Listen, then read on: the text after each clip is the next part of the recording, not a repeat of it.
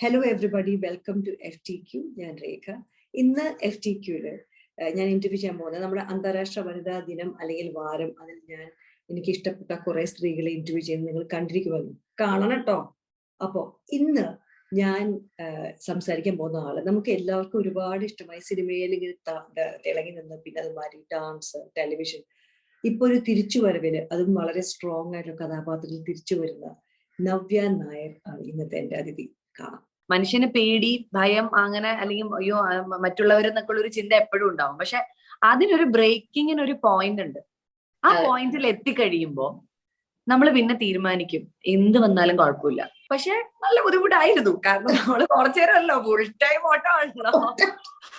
ഓടുക, തിരിച്ചു വരിക, അത് ശരിയായില്ല, ഒന്ന് ഓടും, പിന്നെ ഓടുക. അപ്പൊ പിന്നെ ഞങ്ങള് ഷൂട്ട് ചെയ്യുന്ന മാർച്ചിലാ. അപ്പോൾ നല്ല തണുപ്പായിരുന്നു. സ്നോ ഒക്കെ അല്ലേ വീണായിരുന്നത്. മെറ്റലെല്ലാം കൂടെ കൂട്ടിയിട്ടിരിക്കുന്ന മല പോലെയുണ്ട്. അതായത് മെറ്റൽ മല പോലെ അതിരിക്കുന്നത്, നമുക്ക് അപ്പുറത്തെ സൈഡ് കാണാൻ പറ്റില്ല. അതാ ഞാൻ ചോദിക്കണേ, കുട്ടിയെ സമ്മതിച്ചോട്ടെ, കുട്ടി ഓടി, കുട്ടി തിയേറ്ററിലെ താമസം. എല്ലാരും ചോദിക്കും. ജനങ്ങളല്ല ഇത് വേണ്ടാന്ന് തീരുമാനിക്കുന്നത്. അതെ, ജനങ്ങൾ ഇപ്പോഴും, ജനങ്ങൾക്ക് സിനിമയാണ്. ആണ് പെണ്ണൊന്നും വ്യത്യാസം ജനങ്ങൾക്ക് ഉണ്ടെന്ന് എനിക്ക് തോന്നുന്നില്ല. ഇല്ല. ഒരു ദിവസം ഒരൊറ്റ മണിക്കൂർ നമുക്ക് വേണ്ടി ബാക്കി മാറ്റി വെച്ചാൽ 23 മണിക്കൂർ ഓടാനുള്ള ഇന്ധനം നമ്മുടെ ഉള്ളിൽ കിട്ടുക. എന്റെ ബാലാമണി വെള്ളം ചൂടാക്കാൻ വെച്ചു അടുപ്പത്ത്, അത് വായ നോക്കി അങ്ങനെ നടക്കണോ? അയ്യോ, എത്ര കാലായി ഈ ഡയലോഗ് ഇപ്പോഴും മനസ്സിലായത്. ഞാൻ ഇൻട്രൊഡക്ഷനില് ഇനി എപ്പോഴും ബാലാമണി എന്ന് പറയണ ഞാൻ നവ്യ നായർ എന്നൊക്കെ ഞാൻ പറഞ്ഞു. പക്ഷെ എന്റെ മനസ്സിലെപ്പോഴും ഞാൻ മാത്രമേ കണ്ടുള്ളൂ എന്ന് പറയുന്നത്. അത് പറഞ്ഞു ഇപ്പൊ കോമഡി ആയി. ആൾക്കാർ ഞാനേ കണ്ടുള്ളൂ എന്നൊക്കെ പറയുന്നത് ഒരു കോമഡി. അതായത് പടം പൊട്ടി കഴിഞ്ഞാല് പിന്നെ അതിനകത്ത് വെക്കും ഈ സാധനം വെച്ചിട്ട്, ഞാനേ കണ്ടുള്ളൂ, ഞാൻ മാത്രം. എന്റെ പടത്തിന് അത് ഉപയോഗിക്കേണ്ടി വരില്ലേ? അത് ആ സിനിമയില് അരവിന്ദ് തിരിച്ചു പോകുന്നതും താൻ ഈ പറയുന്നതും നമ്മുടെ കണ്ണിൽ വെള്ളം വരണ സീനത്. അതിങ്ങനെ നമ്മളെ ആൾക്കാരെ തിരിച്ചടിക്കുമ്പോ അല്ലെ. എന്തായാലും താങ്കൾ സിനിമയിൽ നിന്ന് വിട്ടുപോയി എന്നൊന്നും ഞാൻ പറയില്ല. കാരണം താങ്കൾ എല്ലാ മാധ്യമത്തിലും ഉണ്ടായിരുന്നു അല്ലെ. ചെറിയ ഇതിലാണെങ്കിലും യൂട്യൂബിലാണെങ്കിലും ഡാൻസ് ആണെങ്കിലും സിനിമയാണ്. ഇപ്പോ എനിക്ക് ഭയങ്കര സന്തോഷമുള്ള കാര്യം വെച്ചിട്ടുണ്ടെങ്കിൽ, ഞാൻ ഈ അന്താരാഷ്ട്ര വനിതാ ദിനവാരത്തിലാണ് തന്നോട് വർത്താനം പറയാൻ തീരുമാനിച്ചത്. നമ്മൾ കുറെ വിചാരിക്കുന്നു, പക്ഷെ താങ്കൾ എന്താ പറയാ, കൂട് വിട്ട് കൂടുവായെന്ന മാതിരി ഒരുപാട് ബിസി ആയിട്ട് ആളെ പിടിച്ച് നിർത്തി വലിച്ച്, പ്രത്യേകിച്ച് ഒരു പണിയില്ലെങ്കിൽ ഭയങ്കര തിരക്കാണ്. തിരക്കാ. അതെ. അപ്പോ ഒരു തീയിൽ കൂടെ താങ്കൾക്ക് ഇപ്പോ തന്നെ എങ്ങനെയാണ് കാണുന്നത്? ഒരു തീയിൽ കൂടെ അല്ലെങ്കിൽ ഒരു തീയിൽ കൂടെ? ഒരു തീയിൽ കൂടെ ഞാൻ കാണുന്നത് ഒരു ഭയങ്കര സാധാരണക്കാരിയായ സ്ത്രീയാണ്. അവളുടെ ഒരു അതിജീവനത്തിന്റെ കഥയാണ്. ഇപ്പൊ നമ്മള് ശരിക്കും എനിക്കെപ്പോഴും റിലേറ്റ് ചെയ്യാൻ പറ്റിയത്, നമ്മൾ പറയില്ലേ, നമ്മളൊരു സിറ്റുവേഷനിൽ എത്തിപ്പെടുന്നത് വരെ നമ്മുടെ ഉള്ളിൽ എന്ത് കഴിവുണ്ടെന്ന് നമ്മൾ ഒരിക്കലും തിരിച്ചറിയാറില്ല. അല്ലെങ്കിൽ നമുക്ക് എവിടം വരെ പോകാൻ പറ്റും, നമുക്ക് എന്തൊക്കെ ചെയ്യാൻ പറ്റും. നമ്മളെ പൊതുവെ ഏതൊരു സിറ്റുവേഷൻ വന്നാലും പോട്ടെ, സാരമില്ല, ഞാനടക്കം എല്ലാരും, അതായത് നമ്മളൊരു കോംപ്ലിക്കേഷൻ നമ്മളായിട്ട് പോയി ചാടില്ല, അല്ലെങ്കിൽ നമ്മളെ കാരണം ഒരു പ്രശ്നം ഉണ്ടാവരുത്. നമുക്കെപ്പോഴും കുറച്ച് നമ്മള് ബോധേഡ് ആണ് സൊസൈറ്റിയെ പറ്റി എല്ലാം. നമ്മൾ കുറച്ച് ബോധേഡ്, ഞാനും ഒക്കെ അങ്ങനെയാണ്. പക്ഷെ നമ്മൾ ആലോചിക്കേണ്ട ഒരു കാര്യം, നമ്മള് ഇനി എതിർക്കല്ലാതെ ഒരു നിവർത്തിയില്ല എന്നെത്തുന്ന ഒരു ഘട്ടത്തില്, അല്ലെങ്കിൽ മനുഷ്യന് പേടി, ഭയം, അങ്ങനെ അല്ലെങ്കിൽ അയ്യോ മറ്റുള്ളവരെന്നൊക്കെ ഒരു ചിന്ത എപ്പോഴും ഉണ്ടാവും. പക്ഷെ അതിനൊരു ബ്രേക്കിങ്ങിന് ഒരു പോയിന്റ് ഉണ്ട്. ആ പോയിന്റിൽ എത്തിക്കഴിയുമ്പോ നമ്മൾ പിന്നെ തീരുമാനിക്കും എന്ത് വന്നാലും കുഴപ്പമില്ല എന്നുള്ള ഒരു ആറ്റിറ്റ്യൂഡിൽ നമ്മൾ അങ്ങനെ എത്തിക്കഴിയുമ്പോഴാണ് നമ്മൾ അതിജീവനം നടത്തുന്നത്. അങ്ങനെ ഒരു സാഹചര്യങ്ങൾ കൊണ്ട് അതിജീവനം നടത്തിയ ഒരു സാധാരണ വീട്ടമ്മയാണ് മണി. അപ്പോ ഈ ഒരു സാധനം VKP വന്ന് പറയുമ്പോണ്ടല്ലോ, VKPയുടെ മനസ്സിൽ, I mean VKP has A peculiar way of ഒരു ഫിലിമിങ്, അതും വിമൻ ക്യാരക്ടർ. VKP അല്ല എന്നോട് കഥ പറഞ്ഞു. VKP he came into the project later. First Suresh, ഇതിന്റെ റൈറ്റർ സുരേഷ് ബാബു, അദ്ദേഹമാണ് ഈ പ്രോജക്ട് ഫസ്റ്റ് എന്റെ അടുത്ത് കൊണ്ടുവരുന്നത്. And that to happen long back. ഒത്തിരി നാളിന് മുന്നേ ഞാൻ എന്റെ ചെറുകിളി എന്ന് പറയുന്ന ഡാൻസ് വീഡിയോ റിലീസ് ആക്കാൻ വേണ്ടി ട്രിവാൻഡ്രത്ത് വരുന്ന സമയത്ത് അന്നാണ് എന്നോട് ഈ കഥ പറയുന്നത്. I think it's in 2016 or 17. കഴിഞ്ഞിട്ട് it was A long process. കാരണം ഞാൻ ആസ് ഇറ്റ് ഈസ് ഒരു സിനിമയിൽ ഫുൾ ടൈം ഉള്ള ഒരാളല്ല. നമ്മുടെ ഈ സിനിമ നമുക്ക് സാറ്റലൈറ്റ് വാല്യൂ അങ്ങനത്തെ കാര്യങ്ങളില്ല. അപ്പൊ ഇതെങ്ങനെ സംഭവിക്കും എന്നറിയില്ല. അപ്പൊ അവർക്ക് പ്രൊഡ്യൂസറെ കിട്ടിയില്ല. അപ്പൊ അവര് മറ്റ് പിന്നെ ഇപ്പം അഭിനയിച്ചുകൊണ്ടിരിക്കുന്ന ആക്ടേഴ്സിന്റെ അടുത്ത് പോയി. കാരണം ഇതൊരു ഭയങ്കര ഫീമെയിൽ ഓറിയന്റഡ് എന്ന് വെച്ചാൽ it's a commercial film but the protagonist is a female no. അപ്പൊ അതുകൊണ്ട് സ്വാഭാവികമായിട്ടും even if it is a commercial film ആൾക്കാർക്ക് അതിനോട്ട് ഇപ്പോഴും എന്താ പറയാ ഒരു എങ്ങനെയാണ് ഒരു സ്ത്രീ പിടിച്ചു നിർത്തുക, അല്ലെങ്കിൽ ഒരു സാറ്റലൈറ്റ് വാല്യൂ ഇല്ലാതെ നമ്മൾ എങ്ങനെയാണ്, അതിപ്പോഴും ഒരു കൺഫ്യൂസിങ് ആണ്. അപ്പൊ അത് പിന്നെ പോയി. പക്ഷെ അപ്പോഴും ഒന്നും ഈ പ്രൊഡ്യൂസർ പ്രശ്നം കൊണ്ടിട്ട് പലപ്പോഴും വർക്ക്ഔട്ട് ആയില്ല. അപ്പൊ ഞാൻ ഈ പ്രോസസ് ഒന്നും അറിയുന്നില്ല. എന്നോട് കഥ പറഞ്ഞത് കൊണ്ട് ഞാൻ അവിടെ തീർന്നു. പിന്നീടാണ് ഞാനിതൊക്കെ അറിയുന്നത്. അപ്പോ പക്ഷെ എന്റെ മനസ്സിലുണ്ടായിരുന്നു, പിന്നെ ഞാൻ എപ്പോഴും I was open to listening to scripts. അപ്പൊ ഞാൻ ഈ മറ്റു സ്ക്രിപ്റ്റ്സ് കേൾക്കുന്ന സമയത്ത് ഞാൻ എപ്പോഴും മനസ്സിലിട്ടിട്ട് എന്റെ കമ്പാരിസൺ ഈ ക്യാരക്ടറായിട്ടായിരുന്നു. ഏത് കഥ കേട്ടാലും എനിക്ക് മറ്റേതായിരുന്നു നല്ലത്, വരുവാണെങ്കിൽ അത് ചെയ്യാം. അങ്ങനെ പിന്നെ പോയി ഒരു 1.5 കൊല്ലം ഈ സംഭവം. ഇതൊരു 2016 നവംബറിലായിരിക്കും. 2017 അങ്ങനെ തന്നെ പോയി. പിന്നെ 2018 ആയപ്പോഴാണ് ഇവര് വീണ്ടും they came back and they told Navya തന്നെ ഇത് ചെയ്യണമെന്നുണ്ട്. ഇപ്പൊ VKP is also in the project. അപ്പോ അങ്ങനെയാണെങ്കിൽ നമുക്ക് ഒരു പ്രൊഡ്യൂസറിനെ ഒന്ന് ട്രൈ ചെയ്യാമോ, എങ്ങനെയെങ്കിലും നവ്യക്ക് പരിചയം. എനിക്കൊരു പരിചയമില്ല പ്രൊഡ്യൂസേഴ്സിനെ ഒന്നും. പിന്നെ ഞാൻ ഇത്രയും വർഷമായി ഞാൻ ചെയ്തപ്പോ അപ്പോൾ ഉള്ള പ്രൊഡ്യൂസേഴ്സ് ഒന്നും അല്ല ഇപ്പൊ പടം ചെയ്യുന്നത്. Things have changed a lot. അപ്പൊ പിന്നെ ഞാൻ പറഞ്ഞു, എനിക്ക് ഇങ്ങനെ ഒരു ഫാമിലി ഫ്രണ്ട് ഉണ്ട് അക്ബർ ട്രാവൽസിലെ നാസർക്ക. അപ്പൊ ഞാൻ നാസർക്കയുടെ അടുത്ത് ജസ്റ്റ് ഞാനൊന്ന് ചോദിച്ചു നോക്കാം. പക്ഷെ ഒരു ഹോപ്പും ഇല്ല എനിക്ക്. They have done some small budget films. പക്ഷെ ഇത് കുറച്ചും കൂടി ബഡ്ജറ്റ് ഉള്ള ഒരു സിനിമയാണ്.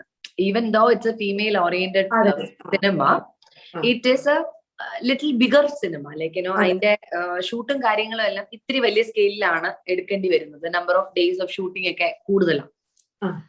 അപ്പൊ അതുകൊണ്ട് ഞാൻ നാസറൊക്കെ എൻ്റെ അടുത്ത് വെറുതെ പറഞ്ഞു. പക്ഷെ നമ്മൾ പറയില്ലേ സിനിമയിൽ ഒരു ഗോഡ് ഫാദർ ഉണ്ടോ എന്ന് ചോദിച്ചാൽ എനിക്ക് ഒരിക്കലും ഉണ്ടായിട്ടില്ല.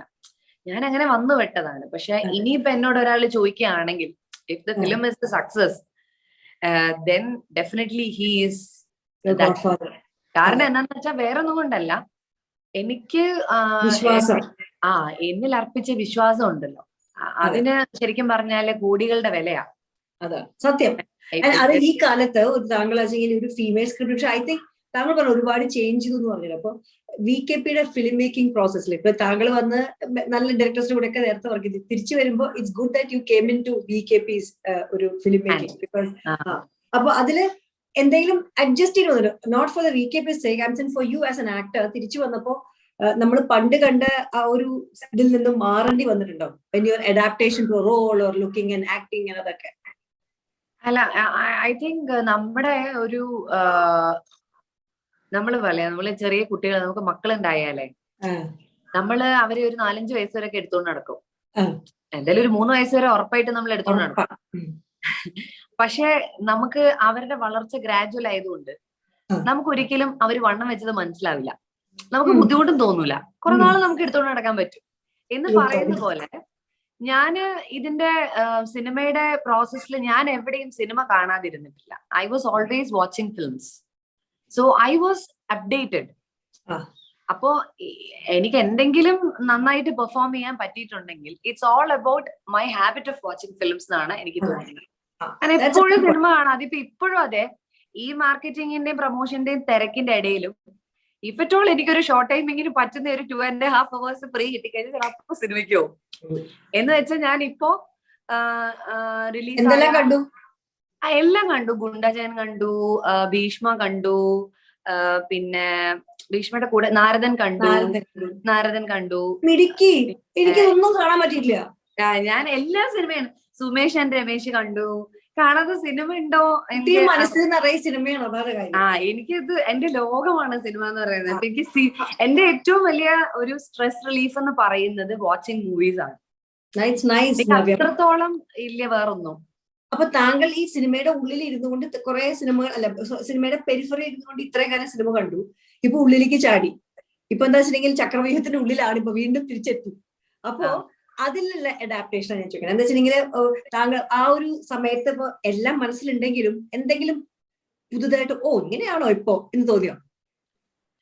മേ ബി നമ്മുടെ ടെക്നിക്കാലിറ്റീസിലൊക്കെ കുറച്ചൊരു വന്നിട്ടുണ്ട്. പിന്നെ അതാ ഞാൻ പറഞ്ഞ, ആക്ടിങ്ങിൽ നമുക്ക് എന്തെങ്കിലും മാറ്റം വന്നിട്ടുണ്ടെങ്കിൽ, ഇപ്പം മോർ റിയലിസ്റ്റിക് ആയിട്ടുണ്ടെങ്കിൽ, അത് ഈ ടൈം ഡിമാൻഡ് ചെയ്യുന്ന ഒരു കാര്യമാണ്.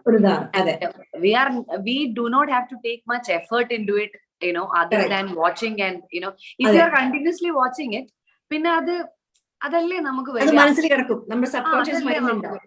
അതാണ്. അപ്പൊ ഈ ഒരു എനിക്ക് തോന്നുന്നു അഡാപ്റ്റബിലിറ്റി ഒരു ആക്ടറിന് മസ്റ്റ് ആയിട്ട് വേണ്ട ഒരു കാര്യമല്ലേ. അപ്പം അത് നമുക്ക് സ്വാഭാവികമായിട്ട് ഉണ്ടാവുമെന്നാ തോന്നുന്നത്. അതല്ലേ ലാലേട്ടനും മമ്മൂക്കയും ഇപ്പോഴും സൂപ്പർ സ്റ്റാർസ് ആയിട്ട് നമുക്ക് നിൽക്കുന്നത്. സത്യം. അവര് നമുക്ക് കാണും ഇപ്പോഴും. അവര് സ്ക്രീൻ, കാരണം കാലങ്ങൾ എത്രയായി, ഏതൊക്കെ തരത്തിലുള്ള സിനിമകൾ ചെയ്തു, ആൻഡ് എന്നിട്ടും മായാത്ത താരങ്ങൾ ഇങ്ങനെ എന്താ പറയാ, സൂര്യൻ ഉദിച്ചു നിൽക്കുന്ന പോലെ നിൽക്കല്ലേ. സൂര്യൻ തന്നെയാണ്, സൂര്യന്മാർ തന്നെയാണ് അവരുടെ.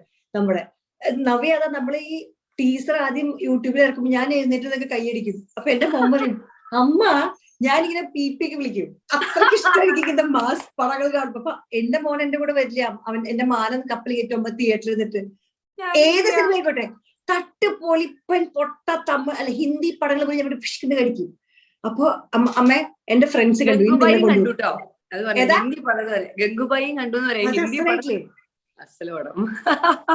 അതാ ഞാൻ ചോദിക്കണേ. അപ്പൊ കുട്ടി ഞാൻ സമ്മതിച്ചോട്ടെ, കുട്ടി ഓടി കുട്ടി തിയേറ്ററിലെ താമസം. എല്ലാരും ചോദിക്കും എന്തത്. എനിക്ക് തിയേറ്ററിലേക്ക് പോണേ അത് സിനിമാക്കാരെന്നോട് ക്ഷമിക്കുക, പക്ഷെ വേഷം കെട്ടി പോയി ക്യൂ നിന്ന് എന്താ പറയാ പാർക്ക് ചെയ്ത്, അത് കഴിഞ്ഞപ്പോ ഈ ചെക്കന് ഒരു സിനിമയ്ക്ക് ആകെ എത്ര 120 രൂപയാണെങ്കിൽ എന്റെ മോനെ തിന്നാൻ കൊടുക്കാൻ 500 രൂപ. അപ്പൊ ഞാൻ വയ്ക്കും OTT വരുമ്പോ കാണാം. കാരണം അത് ഉച്ചയ്ക്ക് തിന്നണം, രാവിലെ തിന്നണം, അല്ലെങ്കിൽ ഇന്റർവെല്ലിന് മുമ്പ്, ഇന്റർവെല്ലിന് ശേഷം, ഇങ്ങനെ 3 തരത്തിൽ തിന്നണം. അപ്പൊ കമ്മിങ് ബാക്ക് ടു ഈ ഒരു തീയാണോ ഒരു തീയാണോ? ഒരു സ്ത്രീയുടെ ഉള്ളിലെ തീയാണ്, അതെങ്ങനെ വേണമെങ്കിൽ വായിക്കാം. അതെ. പിന്നെ ബാക്ക് ടു നോർമൽ ആയിട്ട്, ബാക്ക് ടു നോർമൽ ഉദ്ദേശിക്കുന്നത് ബാക്ക് ടു സിനിമ. ഈ ഓട്ടോറിക്ഷയിലും ഇറങ്ങി ഓടുക, സാരി എടുത്ത്, അങ്ങനെയുള്ള ഒരുപാട് കാര്യങ്ങളൊന്നും കുട്ടി കുറച്ചു കാലം ചെയ്തിട്ടില്ല. അപ്പൊ അങ്ങനെ ഒരു ഫിസിക്കൽ സ്ട്രെങ്ത്, ഒരു എക്സസൈസ് ഉണ്ടായിരുന്നു അതില്. ഞാൻ ഡാൻസർ ആണ്, അപ്പൊ അതുകൊണ്ട് എനിക്ക് ആ ഒരു എന്താ പറയാ ടയേർഡ് ആവുന്ന പ്രശ്നം അങ്ങനെ വലുതായിട്ട് എന്നെ ബാധിച്ചിട്ടില്ല. പക്ഷെ നല്ല ബുദ്ധിമുട്ടായിരുന്നു, കാരണം നമ്മള് കുറച്ചു നേരമല്ലോ, ഫുൾ ടൈം ഓട്ടമാണല്ലോ. ഓടുക, തിരിച്ചു വരിക, അത് ശരിയായില്ല, ഒന്ന് ഓടും, പിന്നെ ഓടുക. അപ്പൊ പിന്നെ ഞങ്ങള് ഷൂട്ട് ചെയ്യുന്ന മാർച്ചിലാ, അപ്പോൾ നല്ല തണുപ്പായിരുന്നു. നല്ല തണുപ്പായിരുന്നു. സ്നോ ഒക്കെ അല്ലേ വീണായിരുന്നത്. എവിടെയായിരുന്നു? പൊന്നാനിയോ? എവിടെയായിരുന്നു ഷൂട്ട്? കൊച്ചി. MG റോഡിലൊക്കെ നമ്മളെ കണ്ട ആൾക്കാർക്ക് മടുത്ത്. MG road, Panampilly Nagar, Fort കൊച്ചിയൊക്കെ നിരങ്ങി. നമ്മളിങ്ങനെ ഓടി വരുമ്പോഴേക്കും ആരെങ്കിലും അവിടെ നിൽക്കുന്ന ഒരാൾ തിരിഞ്ഞു നോക്കുന്നത്, വീണ്ടും ഓടും. അങ്ങനെ ഓടി എന്താ പറയാ, ഇതില് കുറെ ഒരു ചേസ്, ഭയങ്കര ലോങ് ചേസ് ആണ്. അപ്പൊ അത് സിനിമ കാണുമ്പോഴേക്കും ചേച്ചിക്ക് മനസ്സിലാവും. അതിലിങ്ങനെ ഈ മെറ്റൽ ഇങ്ങനെ കൂട്ടിയിട്ടിട്ടുള്ള ഒരു സ്ഥലമുണ്ട്, മറ്റേ ഈ ഫോർട്ട് കൊച്ചി ആ ഒരു ഏരിയയിൽ, മറ്റേ ഈ ഓയിൽ ടാങ്കർ പോലത്തെ സാധനങ്ങളൊക്കെ വന്നിട്ട് എന്തൊക്കെയോ ഷിപ്പിങ്ങിന്റെ എന്തൊക്കെയോ അതൊക്കെ ഉണ്ടല്ലോ അവിടെ. വെലിംഗ്ടൺ ഐലൻഡ്, അത് തന്നെ. വെലിംഗ്ടൺ ഐലൻഡിൽ കുറെ ഇതുപോലെ ഈ റബിൾസ് എല്ലാം കൂടെ, ഈ മെറ്റൽ എല്ലാം കൂടെ കൂട്ടിയിട്ടിരിക്കുന്ന മല പോലെയുണ്ട്. അതായത് മെറ്റൽ മല പോലെ അതിരിക്കുന്നത്, നമുക്ക് അപ്പുറത്തെ സൈഡ് കാണാൻ പറ്റില്ല. അപ്പം ഇതില് നമ്മൾ ചേസ് ചെയ്തിട്ട് ഞാനും മോനും കൂടെ വലിഞ്ഞു കയറുന്നുണ്ട്. ശരിക്കും പറഞ്ഞാൽ നമ്മള് കോറിയോഗ്രാഫി ചെയ്ത് താഴേക്ക് പോകുന്നതല്ല, കേറി പോയ പോലെ ഞങ്ങൾ താഴേക്ക് പോകുന്നു. ശരിയോ? അത് കഴിഞ്ഞിട്ട് അപ്പം VKP പിന്നെ അത് അങ്ങനെ വെച്ചൊക്കെ ഷൂട്ട് ചെയ്യായിരുന്നു കേട്ടോ. കാരണം എന്ത് പറഞ്ഞു തരാനാ, നമ്മള് ചവിട്ടി കയറുക, അത് കറക്റ്റ് ആയിട്ട് നമുക്ക് കിട്ടത്തില്ല. ഒന്നാമത്തെ കാര്യം, പിന്നെ എന്റെ കൂടെയുള്ള ജയശങ്കർ എന്ന് പറയുന്ന ആർട്ടിസ്റ്റ്, പുള്ളിക്കാരൻ ഈ മറ്റേ ബെൽറ്റ് ഉള്ള ചപ്പലായിട്ടിരിക്കുന്നത്, നമുക്ക് ഗ്രിപ്പ് കിട്ടും ഒന്ന് ചവിട്ടി കയറാനായിട്ട്. ഇത് ഞാനും മോനും മറ്റേ സ്ലിപ്പറാണ് വേഷം. അപ്പൊ ഇതിങ്ങനെ തെന്നി കാലിങ്ങനെ ബാക്കിലേക്ക് സ്ലിപ്പ് ചെയ്യും, ഒരു ഇതും ഇല്ലാതെ. പിന്നെ പൊടിന്നൊക്കെ വെച്ചിട്ട് എനിക്ക് എന്നെ തന്നെ അറപ്പായിരുന്നു. പക്ഷെ നന്നായി. എന്താ വെച്ചിട്ടുണ്ടെങ്കിൽ അങ്ങനെ ഒരു തിരിച്ചു വരുമ്പോ ഇങ്ങനത്തെ ഒരു സ്ട്രോങ് ഇത് കിട്ടുമ്പോഴല്ലോ ഭയങ്കര സന്തോഷം മനസ്സിന്. അതായത് ഒറ്റ കാര്യമേ ഉള്ളൂ, people should go and watch it. കാരണം നമ്മുടെ എഫേർട്ടിനൊക്കെ ഒരു എന്താ പറയാ, അത് ഫ്രൂട്ട്ഫുൾ ആവുന്നത്, അത് ഫലം കാണുന്നത് ജനങ്ങളെ സിനിമ കാണുകയും അത് അംഗീകരിക്കുകയും നമ്മളെ അപ്രീഷിയേറ്റ് ചെയ്യുകയും ചെയ്യുമ്പോഴാണ്. എനിക്ക് ആ ഒരു ഒറ്റ ഇത് മാത്രമേ ഉള്ളൂ ജനങ്ങളോട് പറയാനായിട്ട്. കാരണം എനിക്കറിയാം ഇന്ന് സിനിമ OTT വരുന്നതാണ്, അല്ലെങ്കിൽ ആൾക്കാർക്ക് സിനിമ കാണാൻ തിയേറ്ററിൽ പോകുന്നത് ഒരു വലിയ ചെലവാണ്. പിന്നെ എന്റെ സിനിമ കാണണേ എന്ന് പറയുന്നത് ഒരു സ്വാർത്ഥതയാണ്. പക്ഷെ ഞാൻ ഈ ഇപ്പൊ ആൾക്കാർക്ക് അത് മാറും. ആ ആയതുകൊണ്ട് പിന്നെ എനിക്ക് പറയാവുന്ന ഒരേ ഒരു കാര്യം, നമ്മൾ ശരിക്കും ഒരു ചെറിയ ഷോ കുറച്ച് മീഡിയ ആൾക്കാർക്ക് വേണ്ടിയിട്ട് ചെറുതായിട്ട് വെച്ചു. അപ്പൊ എല്ലാരും ക്ലാപ്സോട് കൂടിയിട്ടാണ് ആ സിനിമ എൻഡ് ചെയ്തത്. അപ്പൊ തീർച്ചയായിട്ടും അവര് വന്നവരൊക്കെ സാധാരണ ആൾക്കാരാണ്. അവരാരും ഞാനവിടെ വന്നതും അറിഞ്ഞിട്ടില്ല. ഞാൻ മറ്റേ ജാരനൊക്കെ വരുന്ന പോലെ ഇരുട്ടത്തായി കാണാതെ പടമൊക്കെ സെക്കൻഡ് ഹാഫ് ഒക്കെ ആയി കഴിച്ചിട്ട്, കാരണം നാണക്കേടല്ലേ, ആൾക്കാർക്ക് ഇഷ്ടപ്പെട്ടില്ലെങ്കിൽ ആ വഴി കണ്ട വഴി പോവാതെ വിചാരിച്ചിട്ട് ഞാൻ എല്ലാം തല തുടിയിട്ട് എന്തൊരു ആത്മവിശ്വാസം ഒരാളെ കുറിച്ച്. അപ്പൊ പക്ഷെ ഈ ക്ലാപ്സ് കേട്ടതോടുകൂടി ഞാൻ വിചാരിച്ചു, ഓ ദൈവമേ, നേരത്തെ ഉണ്ടായിരുന്നെങ്കിൽ റെക്കോർഡ് ചെയ്ത് വെക്കായിരുന്നു. സത്യം. അതെ, അന്നാണ് ഈ സിനിമ ചെയ്തിട്ട് ഇത്രയും നാളായി, കൊറോണയുടെ ബ്രേക്ക് ഒക്കെ വന്നു, പിന്നെ നമ്മൾ പോസ്റ്റ് പ്രൊഡക്ഷൻ ചെയ്തു. OTT യിലും ഈ സിനിമ അവര് ഇഷ്ടപ്പെട്ടിരുന്നു, അവർക്ക് എടുക്കാൻ വേണ്ടി താല്പര്യം. Very good. പ്രൊഡ്യൂസർ ആണ് അത്, പിന്നെ ഈ ഒരു ഓപ്ഷൻ മനോരമ എന്നുള്ള ഒരു ഓപ്ഷൻ പ്രൊഡ്യൂസർ ആണ് സെലക്ട് ചെയ്യുന്നത്. അപ്പൊ അങ്ങനെ ഈ ഇങ്ങനത്തെ കുറെ ഡിലമാസിൽ കൂടെ കടന്നു പോകുന്ന സമയത്തും ഞാൻ അനുഭവിച്ച ആ ഒരു പെയിനും സ്ട്രെസ്സും ടെൻഷനും എല്ലാം ഒന്ന് നനഞ്ഞത്, ഒന്ന് തണുത്ത്, ഒന്നൊരു സുഖം കിട്ടിയതുണ്ടല്ലോ, അന്ന് എന്റെ മനസ്സിലുണ്ടായ സന്തോഷം പറയാൻ പറ്റില്ല. കാരണം അത്രയും ഞാൻ എഫേർട്ട് എടുത്തൊരു സിനിമയാണ്. നവ്യ, അതാണ് താങ്കൾ 2014 ലാസ്റ്റ് മറ്റേ കന്നഡ പടം ചെയ്തത് ദൃശ്യ. അതെ. മലയാളത്തിൽ ലാസ്റ്റ് ചെയ്യുന്നത് 2012 അല്ലേ? 10 കൊല്ലത്തിന് ശേഷം when you saw yourself on screen, മനസ്സിൽ വന്ന ആദ്യത്തെ ചിന്ത? മനസ്സിൽ വന്ന ആദ്യത്തെ ചിന്തയല്ല, എന്നെ കണ്ടപ്പോ തന്നെ ഞാൻ എന്റെ ഒരു പിക്ക് എടുത്തു. കാരണം എന്നിട്ട് ഞാൻ മനസ്സിലാച്ചാ എത്ര കാലമായി ഇങ്ങനെയൊന്ന് കണ്ടിട്ട്. പറയുന്ന ഡയലോഗ് എത്ര കാലമായി സ്വയം. അതെ, കാരണം അതൊരു ഭയങ്കര feeling. And when you come with a right project and when you are on screen with a right character, ആ സമയത്താണ് വി ഫീൽ പ്രിവിലേജ്ഡ്. ആൻഡ് ഒരു എന്താ പറയാ, ഓവർവെൽമിംഗ് ഫീൽ ആണ് നമ്മുടെ ഉള്ളിൽ അപ്പൊ ഉണ്ടാവുന്നത്. അപ്പൊ നമ്മുടെ സിനിമകൾക്ക് അങ്ങനെ ഒരു സാധ്യതയുണ്ട്, ഇപ്പോഴും ആ സാധ്യതയുണ്ട്. ജനങ്ങളല്ല ഇത് വേണ്ടാന്ന് തീരുമാനിക്കുന്നത്. ജനങ്ങൾ ഇപ്പോഴും, ജനങ്ങൾക്ക് സിനിമയാണ്, ആണ് പെണ്ണാണെന്ന് വ്യത്യാസം ജനങ്ങൾക്ക് ഉണ്ടെന്ന് എനിക്ക് തോന്നുന്നില്ല. ഇല്ല. അപ്പൊ അതാ താങ്കൾക്ക് അപ്പൊ തോന്നുന്നുണ്ടോ ഈ ഇങ്ങനെ ഒരു പ്ലാറ്റ്ഫോമിൽ, ഇപ്പൊ തിയേറ്റർ ഉണ്ട്, OTT ഉണ്ട്, ഒരുപാട് അങ്ങനത്തെ ഷോർട്ട് ഫിലിംസിന്റെ ഒരു മേളകൾ തന്നെ നടക്കുന്നുണ്ട്. അപ്പോ what is that you think going forward? Navya 2.0 എനിക്ക് ഇഷ്ടപ്പെട്ട ഒരു വാചകമാണത്. എങ്ങനെ നവ്യ 2.0? ഓ, അത് ശരി. എനിക്ക് അതായത് പേഴ്സണലി സിനിമ തിയേറ്ററിൽ കാണാൻ ഇഷ്ടപ്പെടുന്ന ഒരാളാണ് ഞാൻ. ഓക്കെ, പക്ഷേ ഇഷ്ടമാണല്ലോ തിയേറ്ററിൽ പോയിക്കാൻ. അത്രയ്ക്ക് ഇഷ്ടമെന്ന് വെച്ചാൽ ഏത് പാതിരാത്രിക്ക് വിളിച്ചാലും, എത്ര വൈകാതെ. ഞാൻ പറയട്ടെ, ഞാൻ ഈ കുട്ടിയെ ഇന്റർവ്യൂ ചെയ്യാൻ ചോദിക്കുമ്പോൾ ഞാൻ വെച്ചാൽ നമ്പി നമുക്ക് രാവിലെ 8 മണി 9 മണി, അതെ നമുക്ക് രാത്രി ഒരു 11:30 ഇരിക്കാം. ഇപ്പൊ എനിക്ക് മനസ്സിലുണ്ട് സെക്കൻഡ് ഷോ കഴിഞ്ഞ് വരണല്ലോ, എന്നിട്ട് ഞാൻ വീട്ടിൽ ഒരു 12 മണിക്ക് എത്തും, സിനിമ കഴിഞ്ഞിട്ടാണേ. അപ്പൊ അത് ഞാൻ 12 മണിക്ക് കണ്ണു തുറന്ന് അപ്പൊ കയ്യും കാലും പിടിച്ചാൽ ഇപ്പൊ രാവിലെ പിടിച്ചിരിക്കും. അപ്പോ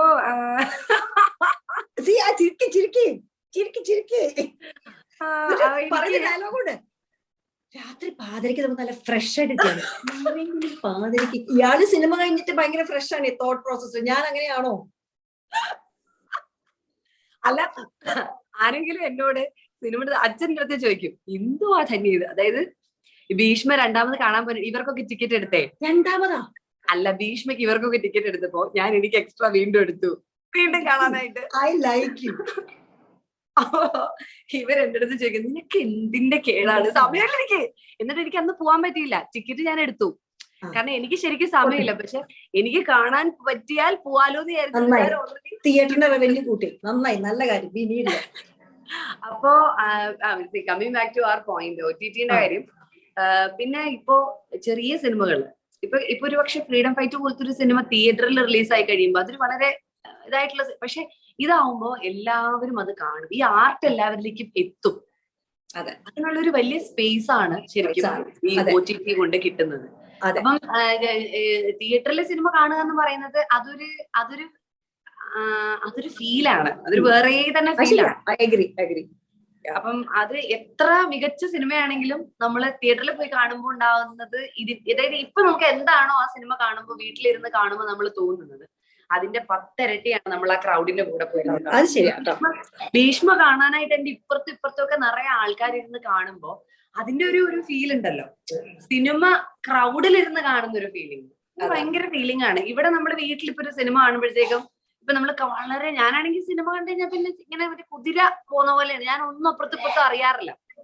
അപ്പോഴായിരിക്കും അമ്മ ഇവിടുന്ന് സന്ധ്യയെ കുറച്ച് വെള്ളം, അല്ലെങ്കിൽ സായി ഇവിടെ ഇരുന്നിട്ട് അമ്മേ എന്ന്. അപ്പൊ നമ്മൾ ഇതിന്ന് ഭയങ്കരമായിട്ട് ഡിസ്ട്രാക്റ്റഡ് ആവുകയാണ്.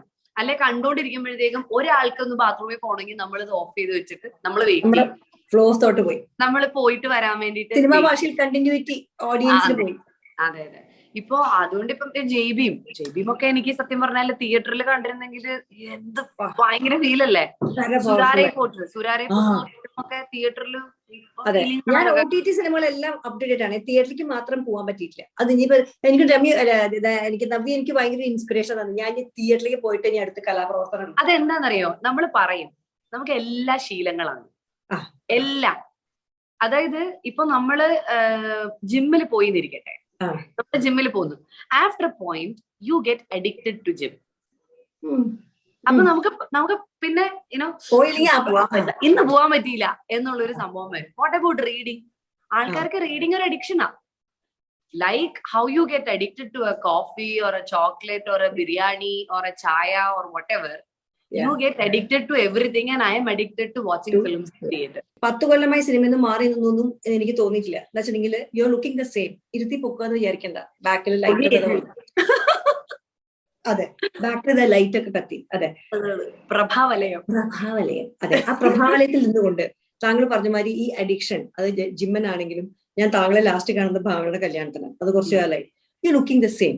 അപ്പോ താങ്കളുടെ മാതിരി ഒരു അമ്മയാണ്, ഈ ഒരു ഡാൻസർ ആണ്, ആൻഡ് ഓൾസോ ഹാവിങ് ഈ സിനിമ ഒരു കരിയർ മുന്നിലേക്ക് നിൽക്കുന്ന ആൾക്ക് താങ്കളുടെ ഒരുതരം ചിട്ട എങ്ങനെയായിരുന്നു, എങ്ങനെയാണ് ആകേണ്ടത്? എനിക്ക് തോന്നുന്നു ഞാൻ അങ്ങനെ എന്തെങ്കിലും ഒരു ഗുഡ്നെസ് ഉണ്ടെങ്കിൽ അതിന്റെ ഒരു കാര്യം, ഒരു പക്ഷെ ഞാൻ എന്റെ പാഷൻ ഞാൻ വേറൊരാൾക്ക് വേണ്ടിയിട്ട് സാക്രിഫൈസ് ചെയ്യത്തില്ല. സിനിമ എന്റെ പാഷനാണ്, നൃത്തം എന്റെ പാഷനാണ്. അപ്പൊ ഞാനത് എപ്പോഴും അതിനെ എപ്പോഴും നർച്ചർ ചെയ്തുകൊണ്ടും, എന്താ പറയാ, അതിനെ എപ്പോഴും ഞാൻ അതായത് ഇപ്പൊ ഡാൻസ് പ്രാക്ടീസ് ചെയ്തുകൊണ്ടിരിക്കും. ഞാൻ എന്റെ ശരീരം മെയിൻറ്റെയിൻ ചെയ്യാൻ വേണ്ടി ഞാൻ ജിമ്മിൽ പോകും. പിന്നെ ഒരു അവസരം കിട്ടിയാൽ ഞാൻ സിനിമയ്ക്ക് പോകും. ഇതെല്ലാം ഞാൻ എന്താ പറയാ, ഞാൻ ഇതൊക്കെ ചേരുമ്പോഴാണ് ഞാനാവുന്നത്. ഇതെല്ലാം കംപ്ലീറ്റ്ലി ഞാൻ സാക്രിഫൈസ് ചെയ്താൽ, മറ്റാർക്കെങ്കിലും വേണ്ടി ഞാനത് സാക്രിഫൈസ് ചെയ്യുമ്പോഴേക്കും ശരിക്കും ഞാനൊരു അൺഹാപ്പി പേഴ്സൺ ആവും സ്ലോലി. കാരണം എനിക്ക് ഇങ്ങനത്തെ ഒരുപാട് പേരെ അറിയാം. അപ്പം അതിൽ നിന്നുണ്ടായ ഒരു എക്സ്പീരിയൻസ് ആണെന്ന് ഞാൻ നേരത്തെ ഒരു സ്ഥലത്ത് പറഞ്ഞിട്ടുണ്ടായിരുന്നു. എന്റെ അമ്മ നന്നായി വായിക്കും. പക്ഷെ അമ്മ, അതായത് ഇപ്പൊ ഒരു വനിതയുടെ കഷ്ണമോ ഗിരിജലക്ഷ്മിയുടെ കഷ്ണമോ വരെ കിട്ടിയ അമ്മ കുത്തിയിരുന്ന് വായിക്കും. പക്ഷെ എനിക്കറിയാം അമ്മയുടെ ജോലി തിരക്കും ജീവിതത്തിലെ പ്രാരാബ്ദങ്ങളും കൊണ്ടിട്ട് അമ്മയുടെ വായന നഷ്ടപ്പെട്ടു, അമ്മ വായിക്കാതെയായി. അപ്പൊ എന്ന് പറയുന്ന പോലെ അങ്ങനെ ആവരുത് ഞാനെന്ന് എനിക്ക് ഓർമ്മ.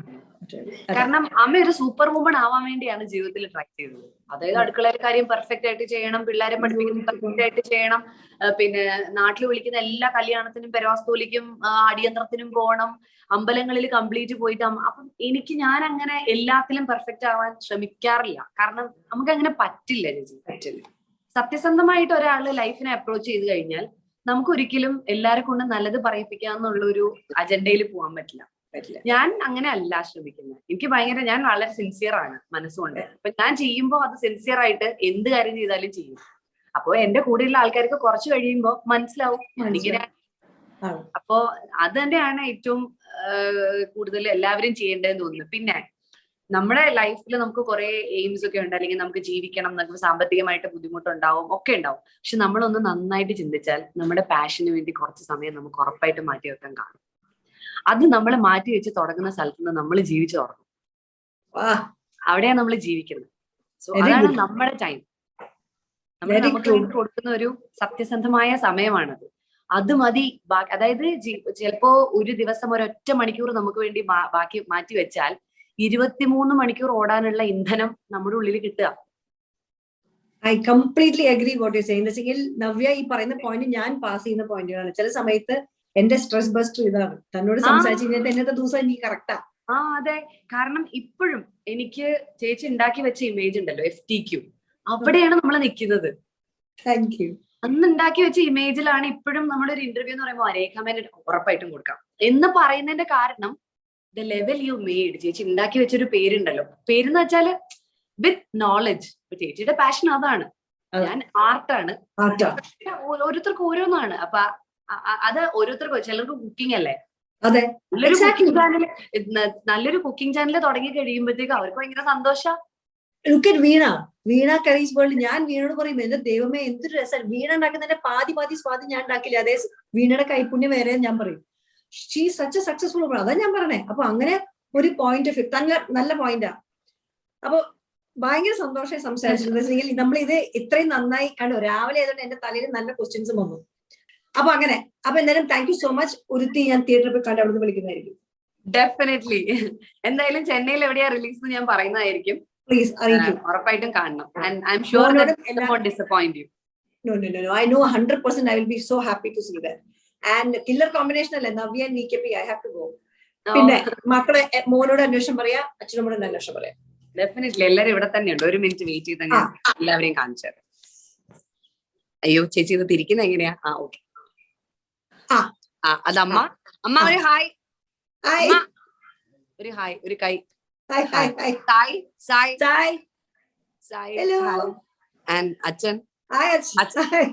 അച്ഛൻ ആൾക്കാരെയൊക്കെ വിരട്ടി ഓടിക്കാൻ വേണ്ടി ഫ്രണ്ടിൽ ഹിറ്റൊക്കെ വെച്ച് നിൽക്കുന്നുണ്ടോ? കുട്ടിയുടെ ഭാഗ്യം. അവരൊക്കെ കീടകളായിട്ട് അച്ഛന് തോന്നുന്നുണ്ട്. ആരെങ്കിലും അടുത്തത്. അപ്പൊ ശരി, ഒരുത്തി പ്രണാമം. Bye bye. നവ്യയായിട്ടുള്ള ഇന്റർവ്യൂ നിങ്ങൾക്ക് ഇഷ്ടമായി വിചാരിക്കണം. Please like, subscribe, share.